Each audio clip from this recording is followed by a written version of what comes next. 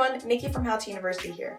Before we get started, I'd like to quickly say thank you to Pearson for sponsoring this video. Pearson is one of the biggest textbook publishers globally, and in just a few clicks, you can find all your textbook and e-textbook needs for university through Pearson. Pearson's e-textbooks are cost efficient, can be accessed anywhere, and have many helpful features to ease your university learning. So make sure to go check out pearson.com today for easy and efficient learning. Now, back to the video. So for where to find what courses you need to take, their first stop is usually on My UofC, your general student portal that you have access to as a student. Go to Course Selector, click on what courses you want to take, and if they're open, put them into your shopping cart. The next way is going on the University of Calgary's website. So some departments and faculties will actually post their courses available semester to semester publicly on their website, so anybody can access it, see it, even if you're not a student. So once you do get a handle on which classes to take, then you'll be given the option of when am I going to take those classes. So many of the classes you'll take have lectures at different times. So it's just important to use the schedule builder that's provided by the University of Calgary to make sure that you don't have any conflicting classes. And also, I would recommend stay away from the night classes. As exciting as they may seem at the beginning, you're going to dread having to go to class at 6:30 or 7 o'clock, and it's going to make skipping classes easier and you'll get more used to it, which is not the path that you want to take. So attend your lectures, everyone. Where should you look to find out which courses/professors are good? USRIs, or Universal Student Ratings of Instruction. These are actual surveys that the university implements in their classes that students fill out around the end of the semester, and then these go online. Usually they're available on My UofC for students to access to look at a course, difficulty level, stuff like that. And then also there's the option to audit courses at universities. So auditing a course basically means you're allowed to show up to a course as well as participate in lecture without actually fully taking the course for grades. So you get the information on the lecture style of the course, information from the course, but it doesn't count towards your overall GPA grade point average, as well as it doesn't require you to submit homework or tests and stuff like that. So if you have the time, might be a good way to check out a course before actually participating in it.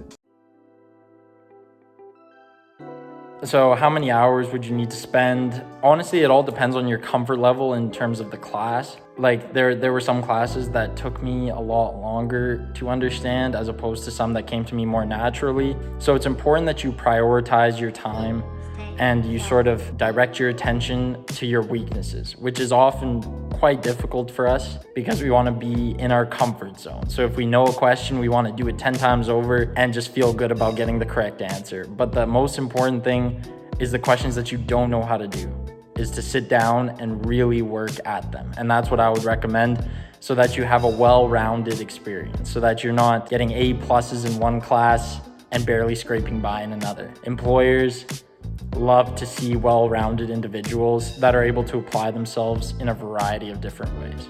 I highly recommend that once you start your classes, keep a little document or rough review sheet. So when you're taking notes during your actual courses early on in the semester, midway through the semester, you put the highlights and key points into a separate document. And then as exams get closer and closer and closer, you look at that document and that becomes your study guide that you fill in more information with as time goes on, opposed to going to your notes, which might contain a lot of information that isn't really as relevant to you. Honestly, if you are able to keep little tabs on each one of your classes throughout the semester, you can truly sort of solidify that knowledge. Because if you don't look at your notes from the beginning at all throughout the semester, you're going to have a very difficult time sort of remembering those things. All I'm saying is that it's going to be easier if you just set aside maybe 20-30 minutes at the end of your night just to review some of the concepts that you went over that day. Or maybe it's at the end of the week where you just want to sort of look over some of your notes and just sort of give yourself a little refresher.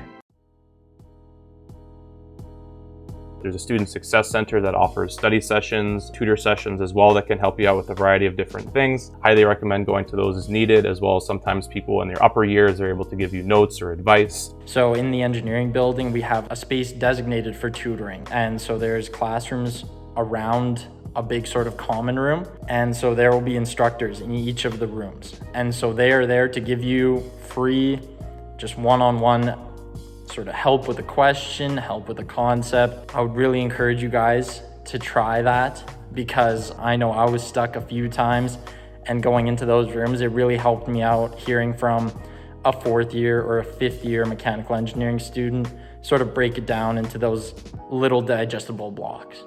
So for everyone watching this video, I just wanted to say good on you for beginning your research now. I hope that you take some of these things and apply them.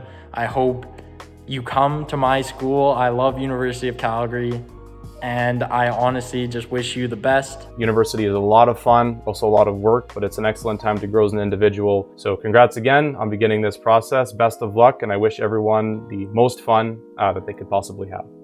Bye.